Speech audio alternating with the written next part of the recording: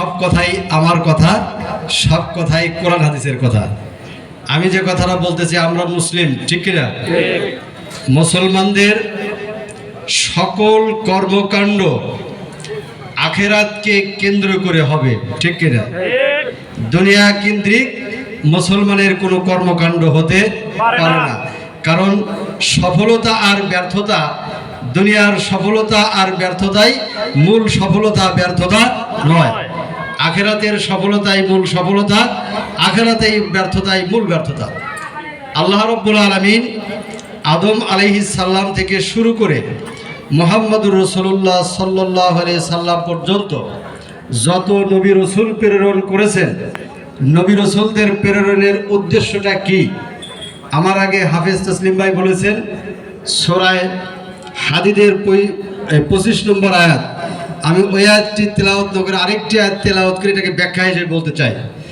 সূরা শুরার 13 নম্বর আয়াতে আল্লাহ রাব্বুল আলামিন বলে দিয়েছেন, শারাআ লাকুম মিনাদ-দীন মা ওয়াসসা বিহি নূহা ওয়াল্লাযী আওহাইনা ইলাইকা ওয়া মা ওয়াসসাইনা বিহি ইব্রাহিমা ওয়া মূসা ওয়া ঈসা আন আকিমুদ-দীন ওয়া লা তাতাফাররাকু ফি ইলা আখির আয়াত। আল্লাহ তাআলা বলেন, আমি শরিয়াতের আইনকে, ইসলামের আইনকে নির্ধারিত করে দিয়েছি, যেখানে কমানোরও সুযোগ নেই, বৃদ্ধি করারও সুযোগ নেই। যেই নির্দেশটা আমি দিয়েছিলাম নূহ আলাইহিস সালামকে, হে রাসূল, যেই নির্দেশ আমি আপনাকে দিচ্ছি ওহীর মাধ্যমে, কোরআনের মাধ্যমে, যেই নির্দেশ দিয়েছিলাম ইব্রাহিম আলাইহিস সালামকে, মূসা আলাইহিস সালামকে, ঈসা আলাইহিস সালামকে, সেই নির্দেশটা হচ্ছে কি? আন আকিমুদ্দিন, আমার জমিনে মানুষের উপরে আমার আইন কায়েম করো, ইসলামী সমাজ ব্যবস্থা কায়েম করো। এই নির্দেশনা দিয়ে সকল নবী রাসূলদেরকে আল্লাহ রাব্বুল আলামিন পৃথিবীতে পাঠিয়েছিলেন। তাহলে নবী রাসূলদের এই পৃথিবীতে আগমনের উদ্দেশ্য কি? দুনিয়াতে আল্লাহর দিন কায়েম করা। আল্লাহর দিন কায়েম হলেই মানুষ ন্যায় এবং ইনসাফের সাথে বসবাস করতে পারবে, ঠিক কিনা? আল্লাহর আইন ছাড়া ন্যায়ও নাই, ইনসাফও নাই। আল্লাহর আইনের বাইরে মানুষের তৈরি করা আইন হলো মানুষকে কি দেয়? অশান্তি দেয়, বেইনসাফি দেয়, জুলুম দেয়। এজন্য নবী রাসূলদের প্রেরণের উদ্দেশ্যটা কি? আল্লাহর জমিনে আল্লাহর দিন প্রতিষ্ঠা করা। আর মুহাম্মদ সাল্লাল্লাহু আলাইহি ওয়াসাল্লামের ক্ষেত্রে আল্লাহ তাআলা এই কথাটাকে আরো ক্লিয়ার করে কোরআনে 3 জায়গা বলেছেন। সূরা সফের 9 নম্বর আয়াতে বলেছেন, সূরা তওবার 33 নম্বর আয়াতে বলেছেন, সূরা ফাতিহের 28 নম্বর আয়াতে বলেছেন। সেখানে একই কথা আল্লাহ শেষের শব্দটা একটু আলাদা করে বলেছেন, হুয়াল্লাযী আরসালা রাসূলাহু বিল হুদা ওয়া দীনিল হক লিইয়ুযহিরাহু আলাদ দীনি কুল্লিহি ওয়া কাফা বিল্লাহি শাহিদা। তিনি আল্লাহ, যিনি তার রাসূলকে সত্য দিন এবং হেদায়েতের বিধান দিয়ে পৃথিবীতে প্রেরণ করেছেন। উদ্দেশ্যটা কি? লিইয়ুযহিরাহু আলাদ দীনি কুল্লি, মানুষের তৈরি করা যত আইন কানুন রসম রেওয়াজ যা আছে সব কিছুকে মূল উৎপাটন করে স্তব্ধ করে দিয়ে আল্লাহর দিনকে পৃথিবীতে বিজয়ী করার জন্য, বাস্তবায়ন করার জন্য আল্লাহ তার নবী মুহাম্মদ রাসূলুল্লাহ সাল্লাল্লাহু আলাইহি সাল্লামকে প্রেরণ করেছেন। ওয়াকাফা বিল্লাহি শাহিদা, এ ব্যাপারে আল্লাহর সাক্ষী যথেষ্ট। তাহলে কি বোঝা গেল?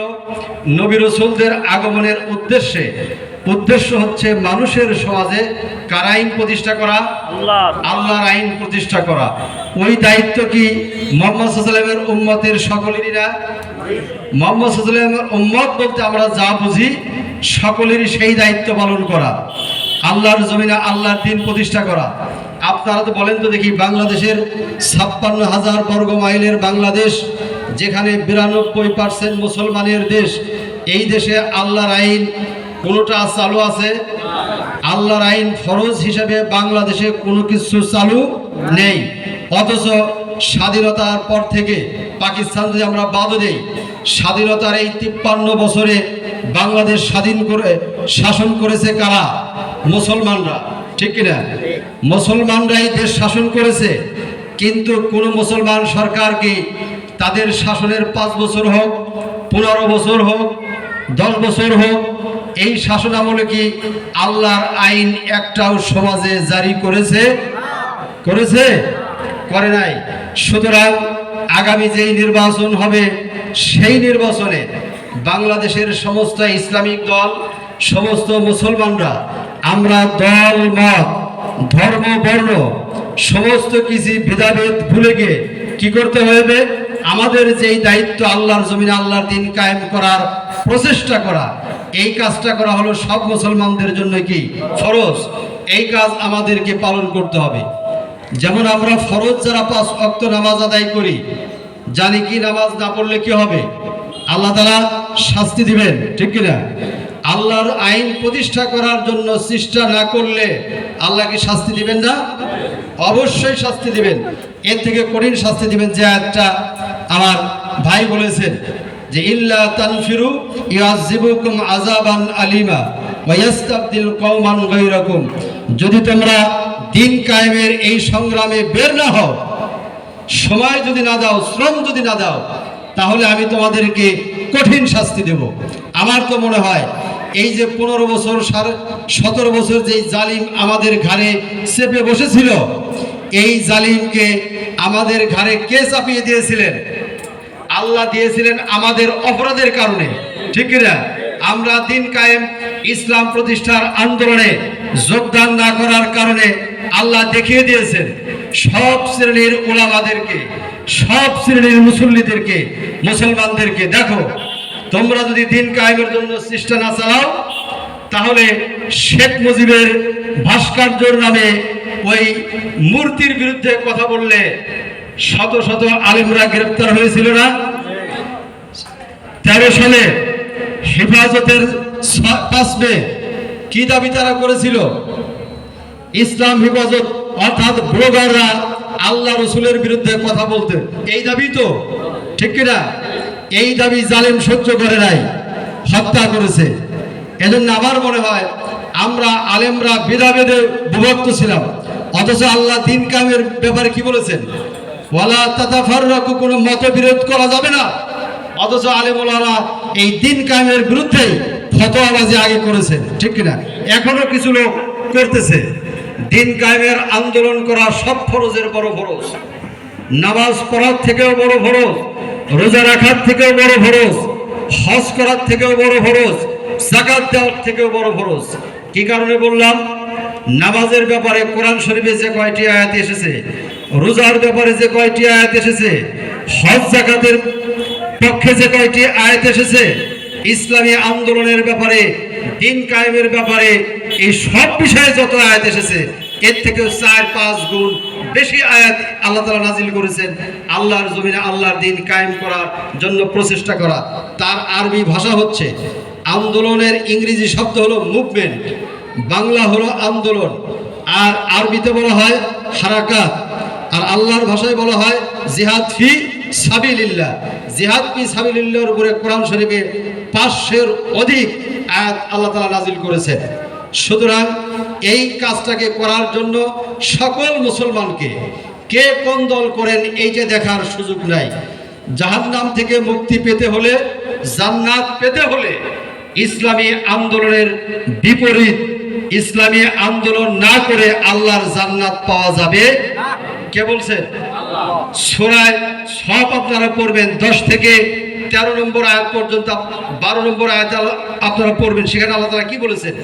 ইয়া আইয়ুহাল্লাযীনা আমানু হাল আদুল্লুকুম আলা তিজারাতিন তুনজিকুম মিন আযাবিন আলিম, হে ঈমানদার লোকেরা, আমি কি তোমাদেরকে এমন একটা ব্যবসার কথা বলবো যেটা জাহান্নামের কঠিন আযাব থেকে, শাস্তি থেকে মুক্তি দেয়?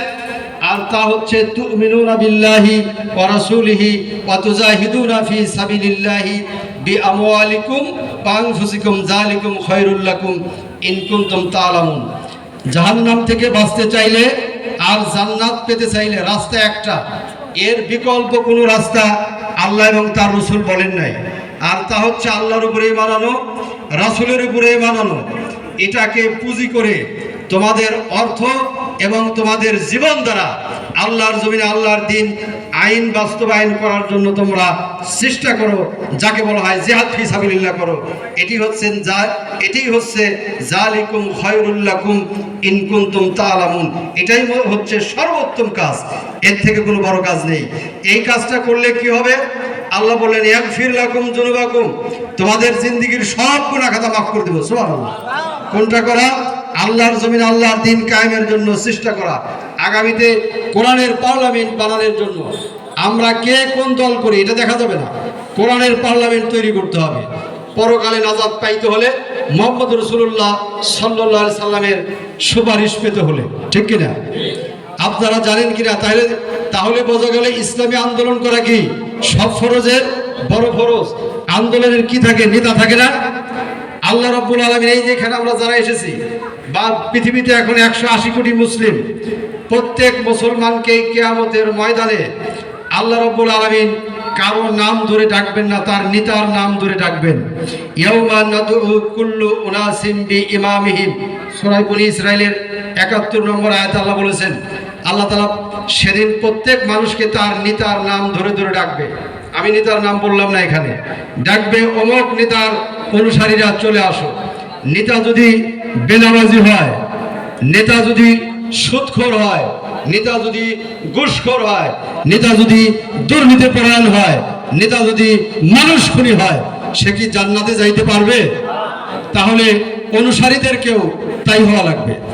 আর নেতা যদি নামাজি হয়, আল্লাহওয়ালা হয়, দিনদার হয়, সুদখোর না হয়, ঘুষখোর না হয়, চাঁদাবাজ না হয়, মাস্তান না হয়, মানুষ হত্যাকারী না হয়, সে যদি দিন কায়েমের চেষ্টা করে, তার জায়গা হবে কোথায়? জান্নাতে। অনুসারীদেরও জায়গা হবে কোথায়? জান্নাতে।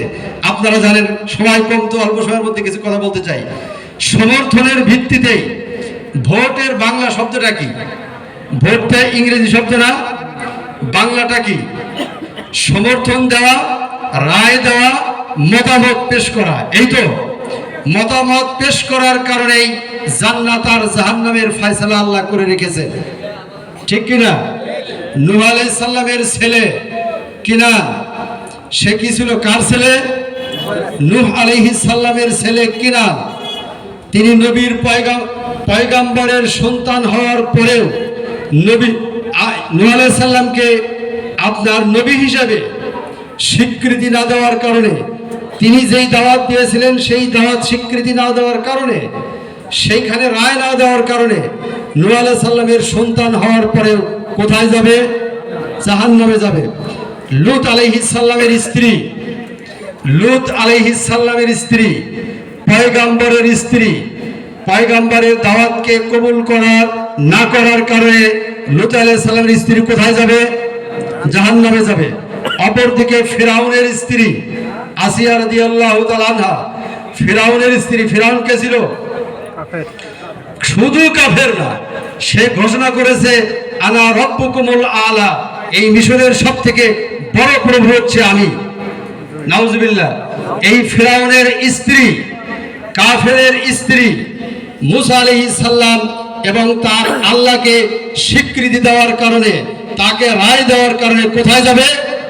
শুধু জান্নাতেই নয়, পৃথিবীতে একজন মাত্র মহিলাই যিনি মৃত্যুর আগে জান্নাতকে স্বচক্ষে দেখেছেন, তিনি কে? আসিয়া রাদিয়াল্লাহু তাআলা আনহা। তাহলে ভালো লোককে সমর্থনের ভিত্তিতেই জান্নাত, খারাপ লোককে সমর্থনের ভিত্তিতেই কি? জাহান্নাম। সুতরাং আমরা এই বাসামারার চরের মুসলমান ভাইরা, আমরা কেউ ভালোকেই সমর্থন দিয়ে পরকালীন জীবনে আমরা নাজাত পেতে চাই, ঠিক কিনা? বেনামাজিদেরকে, অনইসলামিকদেরকে, যারা এই 53 বছরে 56,000 বর্গ মাইলের বাংলাদেশে কোরআনের একটা আইনও কায়েম করে নাই, আমরা সে জাতীয় ব্যক্তিদেরকে ভোট দিয়ে কি আর গুনাহ কামাই করতে পারি? পারি কি? তাহলে সুযোগ এসেছে, এরকম মহা সুযোগ আর আসে না, ঠিক কিনা? আপনারা জানেন, আল্লাহ রাব্বুল আলামিন আপনাদেরকে ক্ষমতা দেওয়ার জন্যই এই 17.5 বছরের লেডি ফিরাউনের পতন ঘটিয়ে দিয়েছেন, ঠিক কিনা? আপনারা জানেন, মুসা আলাইহিস সালামের সাথে ওই সময় কে ছিল শাসক? ফিরআউন ছিল, তাই না? ফিরআউন, পৃথিবীতে যত জালেম এসেছে ফিরআউনের জুলুমকে কেউ হার মানাতে পারে নাই। কিন্তু এই বাংলাদেশের পতিত ফিরআউন, নব্য ফিরআউন শেখ হাসিনা এবং তার দলীয় গুন্ডা বাহিনীরা ফিরআউনের ইতিহাসকেও ম্লান করে দিয়েছে, ঠিক না? ফিরআউনের ইতিহাসকেও ম্লান করে দিয়েছে। ফিরআউন, এই যে আমাদের সম্ভবত নজরুল ভাই বলেছিলেন সূরা কাসাসের ওখান থেকে, আমি ভাবতেছিলাম ভাই সবটুকু বলে ফেলবেন। ওইখানে ফিরআউন ছিল কি? সন্ত্রাসী, বিশ্ব সন্ত্রাসী ছিল ফিরআউন। এই ফিরআউন তিনি তার প্রতিপক্ষ মুসা আলাইহিস সালাম যাতে দুনিয়াতে না আসে এজন্য তিনি ওই সময়কার মা বোনদের গর্ভে যদি কোনো পুরুষ সন্তান হতো তাদেরকে কি করতো? ইউযাব্বিহুনা আবনাহুম, পুরুষ সন্তানদেরকে হত্যা করত আর মহিলাদেরকে রেখে দিত। এরপরে আল্লাহ তাআলা ওখানে মুসা আলাইহিস সালামকে তার কাছেই লালন পালন করালেন দীর্ঘ 23 বছর। তিনি যখন নবী হয়ে গেলেন, নবী হয়ে তিনি আল্লাহ তাআলা কি বললেন? মুসা নবীর কি বললেন? ইযহাব ইলা ফিরআউনা ইন্নাহু তাগা, তুমি ফিরআউনের কাছে দাওয়াত দাও। ফিরআউন সীমা লঙ্ঘন করেছে। ফিরআউন সীমা লঙ্ঘন করেছে। কি সীমা লঙ্ঘন করেছে? সে আল্লাহর আইন তো কায়েম করেই না, বরং নিজেই আল্লাহ দাবি করে বসেছে। মুসা আলাইহিস সালাম যখন বললেন লা ইলাহা ইল্লাল্লাহু মুসা কালিমুল্লাহ, ফিরআউন তখন ঘোষণা করলো মা আলিমতু লাকুম মিন ইলাহিন গায়রু, আমি তো জানি না আমি ছাড়া আরো কোন ইলাহ আছে, আমি তো ইলাহ, তুমি কোথা থেকে ইলাহ নিয়ে এসেছো? তুমি আবার কার কথা বলো? সুতরাং এই দাওয়াত যদি তুমি আবার দাও, লা আযআলান্নাকা মিনাল মাসজুরিন, আমি তোমাকে কারারুদ্ধ করব, জেলখানায় ঢুকিয়ে দিব। এই লেডি ফিরআউনও কথায় কথায় জেলের ভয় দেখাইছে কিনা? কথায় কথায় জেলের ভয় দেখিয়েছে, ঠিক একই ফিরআউনের কায়দায়। মুসা আলাইহিস সালাম বললেন আমি আল্লাহর নবী মুসা পয়গম্বর, তুমি কাকে তুমি জেলের ভয় দাও? জামাত ইসলামীর লোকগুলোকে কি ফাঁসি দিয়ে জেলের ভয় দিয়ে দমাইতে পেরেছে? পেরেছে দমাতে? এখানে আমাদের প্রায় আমরা জেলখানা মানুষ, আমরা প্রায় জেলে যাওয়া মানুষ, আমাদের কি দমিয়ে দিতে পেরেছে? কেন পারে নাই?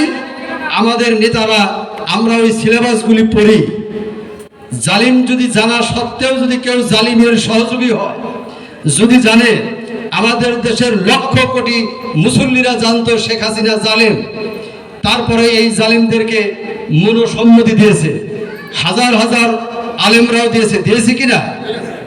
আল্লাহ রসুলের তিরমিজি শরীফের একটি হাদিসের শেষ অংশে আছে, যদি কেউ জেনে বুঝে জালিমদেরকে সমর্থন করে খারাজা মিনাল ইসলাম, সে ইসলাম থেকে খারিজ হয়ে গিয়েছে, বের হয়ে গিয়েছে।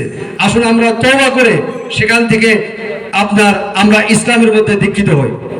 ফিরআউন ছিল এরকম।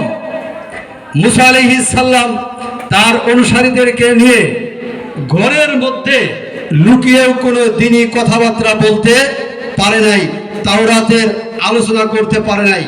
বিগত 15.5 বছর জামাত ইসলামী বাংলাদেশ তার কর্মীদেরকে নিয়ে ঘরের মধ্যেও দুজন কোনো প্রোগ্রাম করতে পারে নাই, ঠিক কিনা? জঙ্গি মিটিং বলে সেখানে অ্যারেস্ট করে দিয়েছে, তাই নয়। ছাত্রী সংস্থা, যেমন ছাত্রী শিবির আছে, ছাত্রী সংস্থা আছে, মহিলা জামাত আছে। এই মহিলা জামাতের বোনেরা, ছাত্রী সংস্থার মেয়েরা যখন কোনো এই কোরআনের তালিম দিয়েছে, সেখানেও জঙ্গি তকমা দিয়ে তাদেরকে অ্যারেস্ট করে কারাগারে নিক্ষেপ করেছে, ঠিক কিনা? একবার মুসা আলাইহিস সালাম এবং তার অনুসারীরা কোনো উপায়ন্ত না পেয়ে তিনি গোপনে গোপনে তার অনুসারীদেরকে বললেন আমরা সমুদ্রের পাড়ে গিয়ে একটি মিটিং করব। তিনি লোক নিয়ে বসে গেলেন। ইতিমধ্যেই ফিরআউনের গোয়েন্দার কাছে খবর চলে গেল যে মুসা আলাইহিস সালাম এবং তার অনুসারীরা বসে গিয়েছে। ওর তো ভয় একটাই, রাষ্ট্র ক্ষমতা চলে যাবে, ঠিক কিনা? নজরুল ভাই বলেছেন, লাস্টের টুক সম্ভবত বলেন নাই, ফিরআউন তার পার্লামেন্টে বলেছিল ওয়াকালা ফিরআউনু জারুনি আক্তুলু মুসা, আমাকে ছেড়ে দাও, আমি মুসাকে হত্যা করব। কারণটা কি? শেষ অংশে আছে ইন্নী আখাফু আই ইউবাদদিলা দীনাকুম, আমি ভয় পাচ্ছি মুসা আলাইহিস সালাম আমার রাষ্ট্র ব্যবস্থাকে উল্টা দিবে। সুবহানাল্লাহ।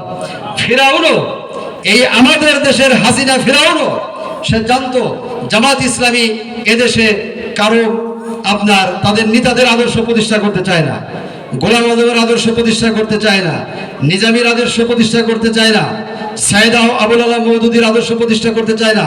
কার আদর্শ প্রতিষ্ঠা করতে চায়? মুহাম্মদুর রাসূলুল্লাহ সাল্লাল্লাহু আলাইহি সাল্লামের আদর্শ প্রতিষ্ঠা করতে চায়। তাই হলো আমাদের উপরে এত জুলুম অত্যাচার করেছে। মুসা আলাইহিস সালাম বসে গিয়েছে, ফেরাউনের গোয়েন্দারা দিয়েছে, ফেরাউন তার দলবল নিয়ে 3 দিক থেকে আক্রমণ শুরু করে দিয়েছে। মুসা নবীর সাহাবীরা তাকায় দেখে যে সৈনিক আসতেছে আমাদেরকে গ্রেফতার করার জন্য। তখন তারা বলল, ইন্না লা মুদরাকুন, নিশ্চয়ই আমরা গ্রেফতার হয়ে গিয়েছি। মুসা আলাইহিস সালাম বললেন, কাল্লা, কখনোই নয়, রব্বি সাইয়াহদি, অবশ্যই আমাদের আল্লাহ আমাদেরকে পথ দেখাবে।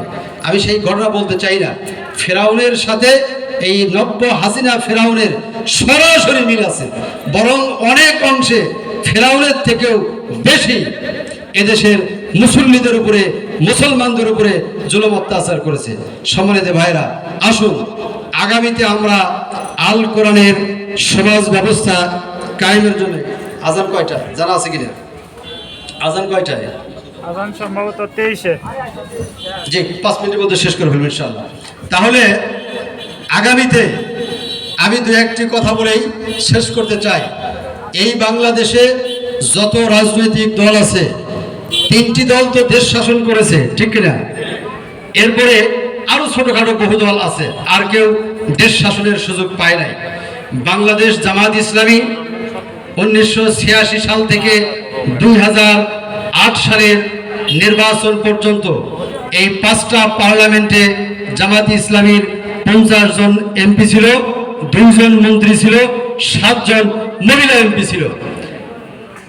মহিলা এমপি ছিল কে? কথা খেয়াল করেন, জামাত ইসলামীর 86 সাল থেকে 2008 সাল পর্যন্ত 50 জন এমপি ছিল, 2 জন মন্ত্রী ছিল, মহিলা এমপি ছিল 7 জন।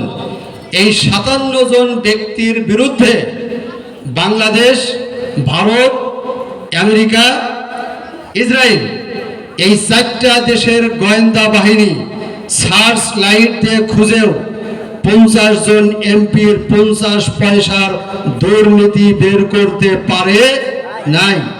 দুর্নীতি বের করতে পারে নাই।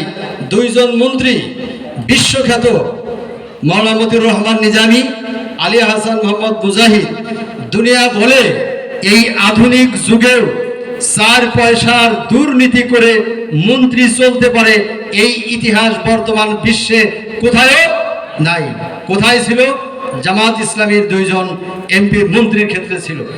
2008 সালের উপজেলা নির্বাচনে, 9 সালের উপজেলা নির্বাচনে আমাদের 36 জন উপজেলার চেয়ারম্যান ছিল, 127 জন ভাইস চেয়ারম্যান ছিল, মহিলা ভাইস চেয়ারম্যান ছিল 65-র উপরে। এই উপজেলার চেয়ারম্যান এবং ভাইস চেয়ারম্যান, মহিলা ভাইস চেয়ারম্যান সহ 5 বছর তাদের দায়িত্ব পালনের মধ্যে বাংলাদেশের কোনো গোয়েন্দা তাদের বিপক্ষে 1 টাকার দুর্নীতি ধরতে পারে নাই। কারণ আমরা তো আল্লাহকে ভয় করে জামাত ইসলামী দেশে একটি কোরআনের রাষ্ট্র কায়েম করতে চায়।